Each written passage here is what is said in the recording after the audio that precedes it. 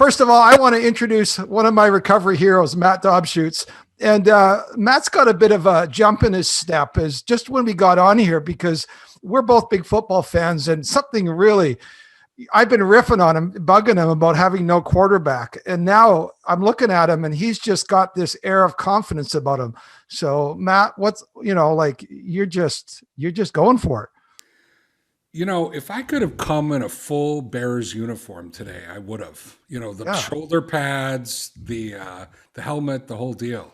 Yeah. Well, I've got my cowboy thing. And you I probably, see. Yeah, we dressed for the interview here. yeah. But yeah, I mean, I'm feeling excited about this year. We got this great quarterback from Ohio State, Yeah. Justin Fields, Alabama kid, or not Alabama kid, Georgia kid, Yeah. and ran the fastest 40-yard dash of any quarterback ever. Wow. So I mean, who knows what it's going to be like? I don't know. And we gave you Andy Dalton from the Cowboys, and I was telling you, he's not going to take you to the promised land. And but here now you've got a new young stud, and it's like, hey, and yeah, we'll see. I don't know. Yeah, and I think I might have mentioned this last time I was on the show that the Bears made the playoffs and The boys did not. Cowboys went home, and you got really quiet. My email was Yeah. like crickets for a couple months from old Vern. It did. I was going from there. Well, Matt, I want to say you are not, you're not my football mentor, but you have been a real recovery mentor. And I wanted to start with a hybrid recovery/football question just to kick it off. And because I need some help here, I want to know what you do, because I know you mentor a lot of guys and you work with a lot of guys. What do you do when somebody shows up and they actually say that they're a Packers fan? How do you deal with that as a coach? And that must just be a real time of testing for you. So give me some ideas, because I have not yet been tested with an Eagles fan, so I need some help here. It really involves a lot of centered kind of core strength. You really have to know your identity as a coach. Yeah. And this when you're working with people, your ultimate goal is to serve the client. And they've chosen to be Packer fans, or maybe they were born into it. I don't know. Yeah. And I just need to ask what would serve them. Wow. And so sometimes that means I have to kind of put the Bears fandom on the side in order to help them. And it's tough though. It's tough though, because I've run coaching groups with as many as 2 or 3 Packer fans in the group. Oh my. And on Packer Bears week, they're ripping on me and stuff, but I'm the coach, so I have to kind of be like, hey guys, let's focus on your recovery. So it's tough. Yeah. It's tough. That's not what I wanted to hear, because I was kind of under the impression that, like if I had an Eagles fan, that would just be folded into their recovery, that as they recovered, they would. And you're telling me that's not the case. No, it's not. You just have to serve them where they're at. Okay. You have to accept. People's brokenness. That's true. Yeah. and I have had better. For whatever reason, I'm not as triggered by Vikings fans, so I've had a lot better work. I've had a lot better track record with helping Viking fans. Well, they got 0 Super Bowl rings, so that's just there's a sympathy factor there. I think that's it. Yeah. So I do better with Vikings fans, but I kid you not, Vern. I've at least had. Oh my! I've probably had 5 in the last couple years, and well, some more vocal than others. Well, you're a better man than I am, and so that's why I'm learning from you, as you can hopefully the listeners can tell. And today I want to talk just about what longer term recovery looks like. And I know you've shared a lot of your journey on Porn Free Radio, and you're a number of years in. But I'd love you just to talk a little bit about what longer term recovery looks like. You've been at this for a number of years. And what does it feel like after 4 or 5 plus years, 6, 7 years, different things like that? And just say, how does that look and feel as you go longer term in this thing? Boy, that's a long, open-ended question there, Yeah, Vern. it is. I know. Uh, One thing I would say that is true is humans adapt, Hmm. right? So the Yeah. same way that we adapted to habits with porn and porn behaviors, my life has adapted to a recovery lifestyle. It doesn't mean everything's perfect in my life, Hmm. and it doesn't mean that I don't make mistakes, but overall, I've adapted to a life that doesn't have porn as a part of it or as an option. Hmm.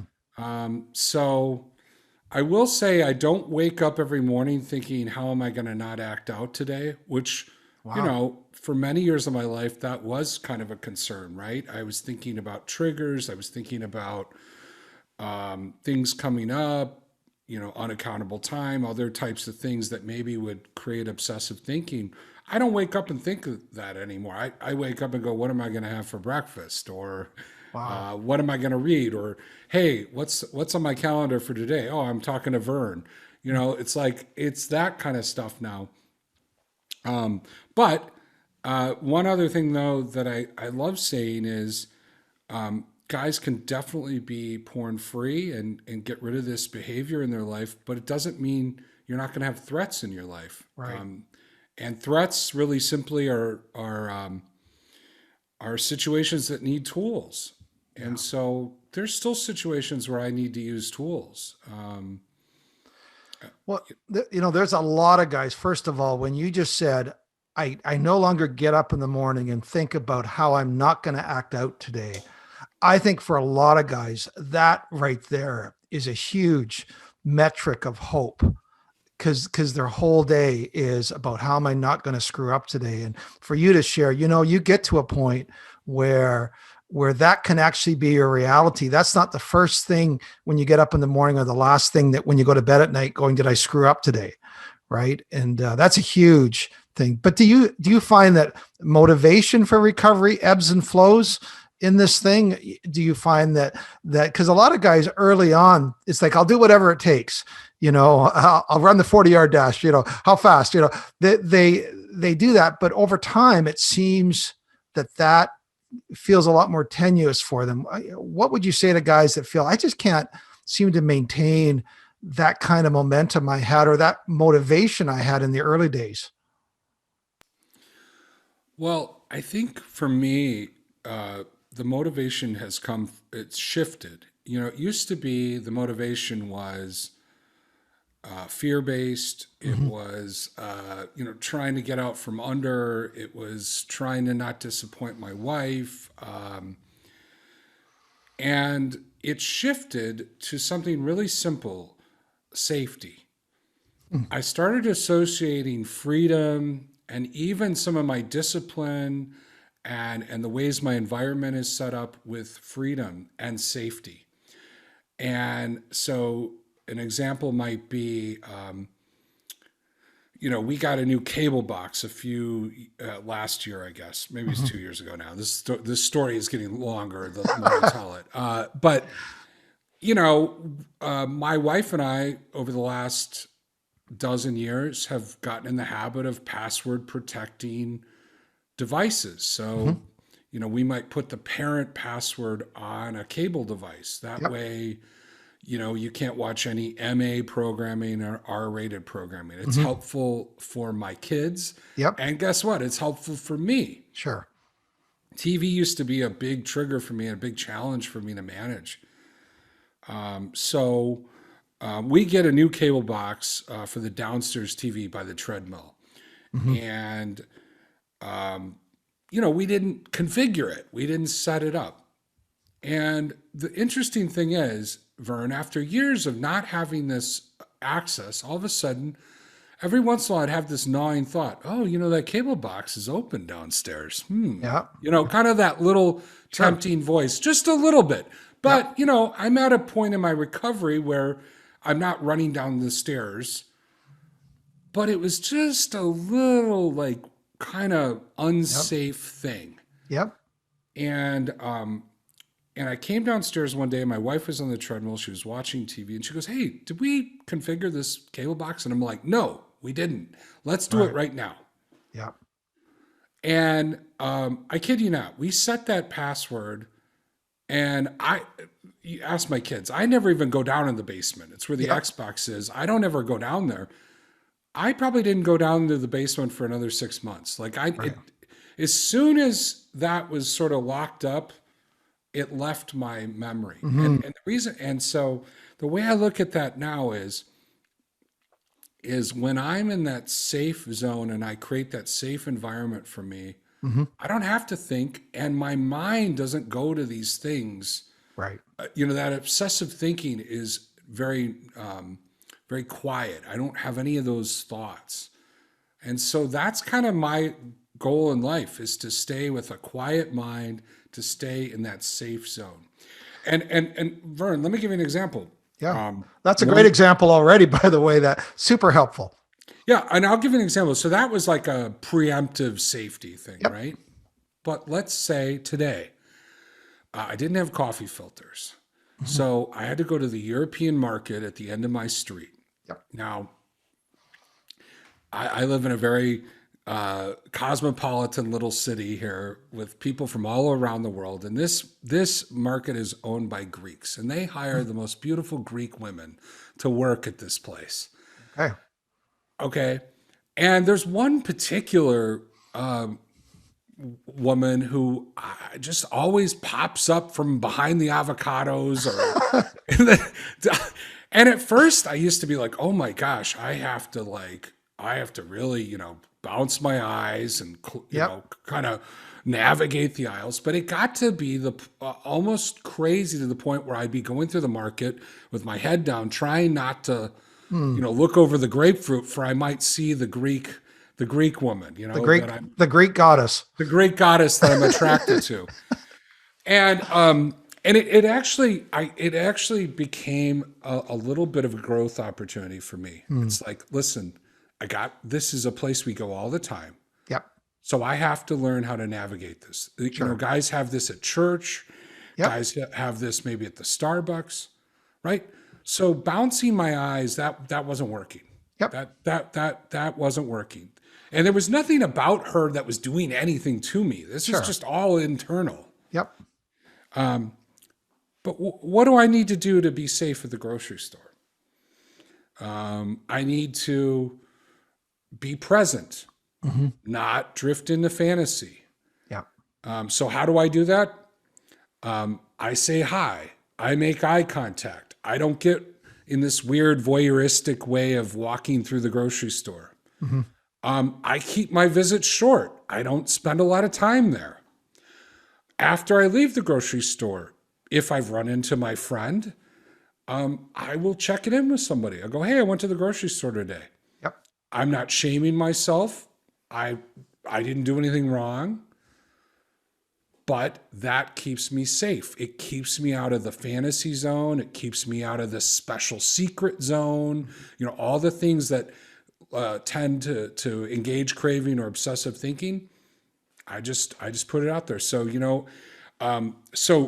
so there's preemptive safety, and then there's things that happen after the fact, where you just check something in. Hey, I had a thought today. Hey, I went to the grocery store and saw my friend. My accountability partners and the people I know in life, they already know about this stuff. They know about the neighbor. They know about the friend at work, or the person at the grocery store. And, I just check it in. Well, and Matt, that was a great example. You did it was an amazing podcast. It was 10, I don't know what number it was. I'll have to put it in the show notes. 10 steps that you have continually practiced to maintain your recovery. I don't know if you remember that one. It was like 10 things you walked through. It was, and that was one of them, right? I check it in. I don't do some of those things. So that was a great podcast. And that was just a way of doing it. Let me ask you this. Do you find as you go along that you're able to, now it sounds like you're kind of having to recalibrate maybe how you deal with certain situations, but do you find that you're able to loosen up on some of those earlier restrictions that you had early on, or is that just asking for trouble? You partly already mentioned this with the downstairs treadmill and box, but just thoughts around that about, are you able to loosen up in some degree? Well, the goal was never like, let me get to the point where I can watch these movies again, or let me get to the point where I just have no boundaries. That was Right. never the goal. But practicality, growing up, getting older, my kids getting to be teenagers, Hmm. it got impractical for my wife to be the password police for everything in our life. Yep. So I have taken over some things that in the past I would have never been in charge of. Right. The DNS filter, our Wi-Fi, some of the ways that our network is configured. Hmm. But here's the thing, Vern.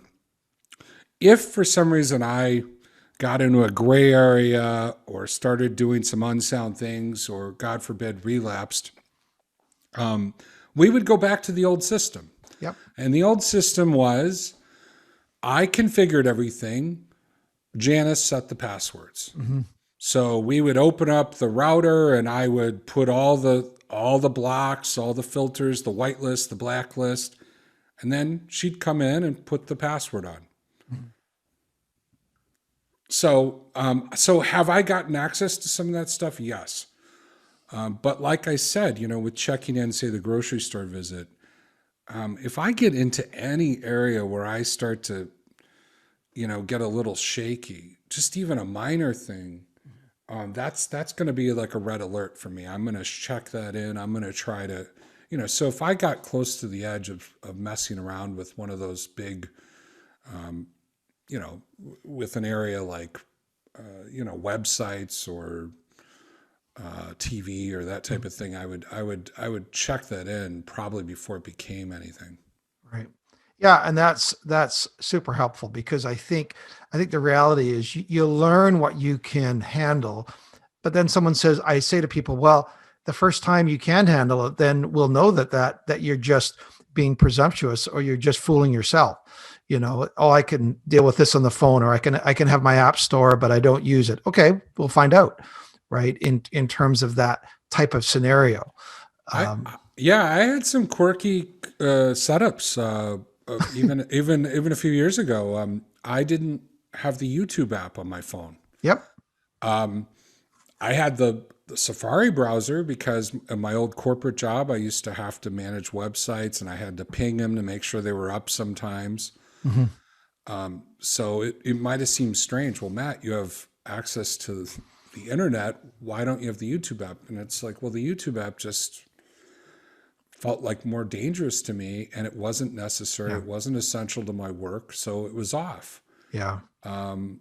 My wife, I'm trying to remember what other thing we had blocked. We had something else blocked, like installing apps. Mhm.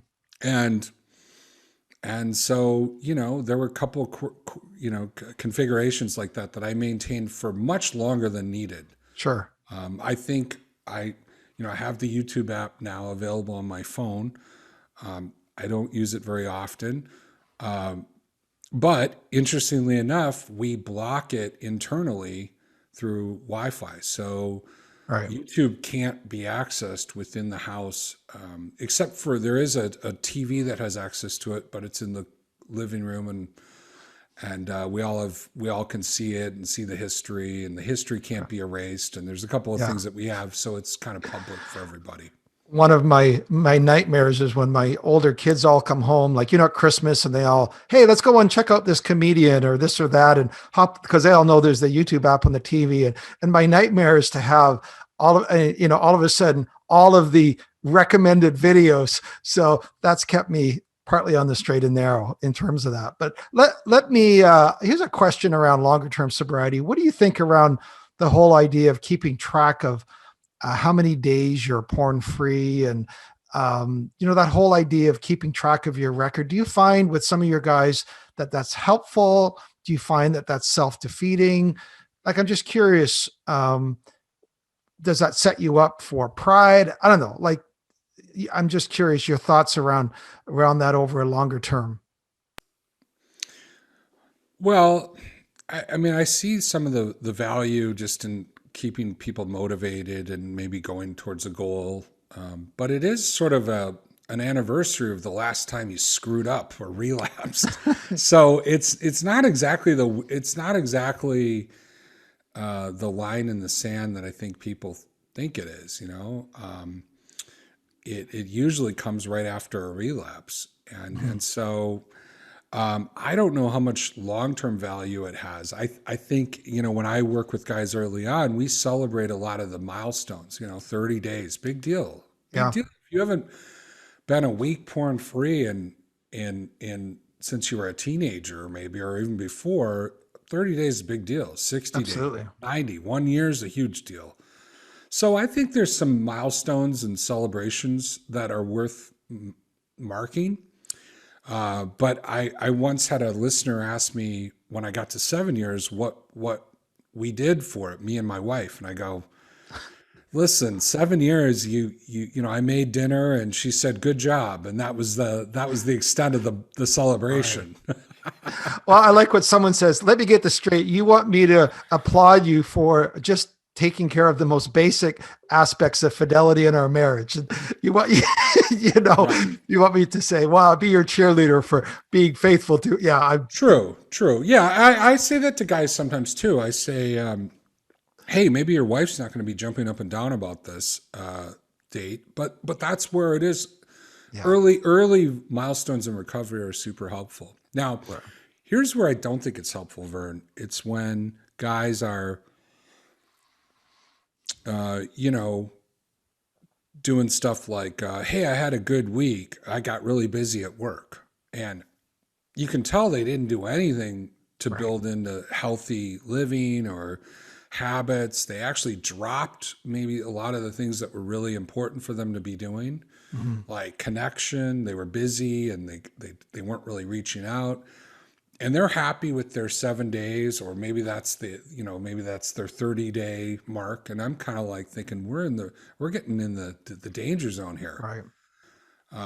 Because a couple more weeks like this where you drop habits and not really paying attention, that's when the big fall happens. So and I've seen guys that I've worked with make it to a year just kind of being busy almost, Hmm. not changing a lot. And so my biggest goal when I'm working with someone is, what habits are we measuring? What are we doing? I don't want to just measure porn-free days. Porn-free days are a byproduct of the processes in your life. Right. Yeah, and that really, I guess, leads me to the last question I want to ask you is, and I'm sure you've worked with guys that have, like you said, have maybe a year or 2 years, or they've been, successful in recovery to some degree, certainly in terms of acting out with porn, and then all of a sudden, that after a number of years they have a major relapse, and I'm sure you've had guys like that. What do you say to that guy that's like, man, I was 3 years and then I totally lost it over the weekend or something happened. What advice would you give to those guys? Well, the very scenario that you paint happened to me. This is after a couple years of recovery. I had a not an epic relapse. I crossed my bottom lines, Hmm. and I had created a lot of accountability in my life, so it wasn't prolonged. Hmm. But I had created a consequence for myself that I would fly to Colorado and go to Doug Weiss's heart-to-heart counseling, which for an intensive, Yeah, which is intensive. which was very intense. And I have to say there was probably a little shame in this whole thing, but it was a good consequence for me. Hmm. So I get on the plane flight and I go, and it's just so you know, an intensive is essentially 8 hours of counseling over 3 days, one-on-one with the counselor. So it's very intense. Yep. It's like basically doing 3 months of counseling and in a couple day period, Sure. or 2 months of counseling, and so it's 8:05 in the morning, and I tell Mike Pinkston, my counselor, my sad tale of woe of what I did and how I crossed this boundary and how I had a couple years and poor me. And he said, well, let's see, you were 2 years sober and you were doing all these things. And he listed off some of the activities in recovery that I did and things I was doing to stay safe. And he goes, well, it sounds like you know how to do recovery. What do you want to talk about? And now we had like 7 hours more of counseling. Oh my. And it was like kind of like it was like a light bulb. Here I thought I had gone back to zero. I thought, oh, here it is. This proves that once an addict, always an addict. I'm back in the whatever. And he just said, hey, you know how to do this. What do you want to do for the next 7 hours and 55 minutes? Right. And we talked about, some childhood stuff, and we got deeper with some other things. And we had a great intensive. I really thought they'd bring the hammer down, say, well, you got to do all the basic stuff again. And they just encouraged me to press in and keep moving forward. So that's kind of what I do with guys. A lot of times they want their commitment to be the way it was when they first got in recovery. And the truth is, commitment wanes. It eventually dies. We need a new commitment. So you have to figure out your why. 2 years in, if you have a relapse, you have to figure out, well, why am I being porn free now? Right. Whatever reason I had 2 years ago doesn't fit. Yeah. Well, it's partly reinventing ourselves, I guess. We're all, I know I'm 60 now, and I'm partly reinventing myself as a high school teacher again. I'm partly reinventing myself as a coach, and I'm no longer speaking every Sunday. And, it's okay. What's my new motivation? What gets me up in the morning? Right. And, as part of that. So, well, Matt, just tell us a little bit about what's I know that you've mentioned a couple things along the way. Obviously you're coaching. I know you've been doing some writing as well. Catch us up on just kind of where your life's at right now and what's kind of coming down the pike with you. Well, the big news for me is that I finished the first draft of my book in the fall, and it came back from the editor late December. I procrastinated for about 4 or 5 months on making changes. Okay. But I have finished the manuscript, and it is now in publishing. In the publishing world, it's in something called line edits, which means that it's getting edited line by line by someone. Wow. And but this basically is editing for tone and for kind of the final Okay. impact of the words and stuff. And so we're getting really close to, what that final step would be proofreading, laying out, and the whole book launch. So book's going to come out probably late fall, maybe December, that type of time period. Wow. It's going to be called Porn Free with some really clever subtitle. I think, one of the ones I've been playing around with is Becoming the Type of Man Who Doesn't Look at Porn. Love it. Which was a listener coined that phrase. And Yeah. I like that idea of, well, what kind of guy goes through life and doesn't look at porn? It's not a part of his life, kind of, who is that guy? What does he do? You know? Because for so long, my life was the guy who looked at porn. Right. So I don't know what that's going to look like, but I'm excited for the book to come out, just because it takes some of the ideas that we talk about on the podcast and puts it into a very portable format. You can hand it, a pastor can hand it to a guy, a buddy can hand it to a guy, a wife can pick it up and get some ideas from it. So there's a whole bunch of ideas that I think are going to be very portable in that book. Wow. Well, I know if any of the listeners have been, following your podcast, I know that has been a labor of love. And sometimes love wouldn't be the word. It's been 2 steps forward, 1 step back. And it's been a big part of your, goals in terms of that and your dreams. So that's exciting. And I just want to say on behalf of all the listeners, and Matt, you have been played such a huge role in my life. And I know so many guys, they come on and they talk about your recent episode on Porn Free Radio. I just want to say thank you and God's blessing on you for your faithfulness in being the kind of man and becoming the kind of man that doesn't need to look at porn. So again, on behalf of all the listeners, please accept our thanks and well done in terms of this part of the journey. So it's been great having you on. Yeah, I appreciate you saying that. Cool. Well, thanks, guys. We'll see you next week as we get back into Finding Traction podcast, and we'll see everyone next week. God bless.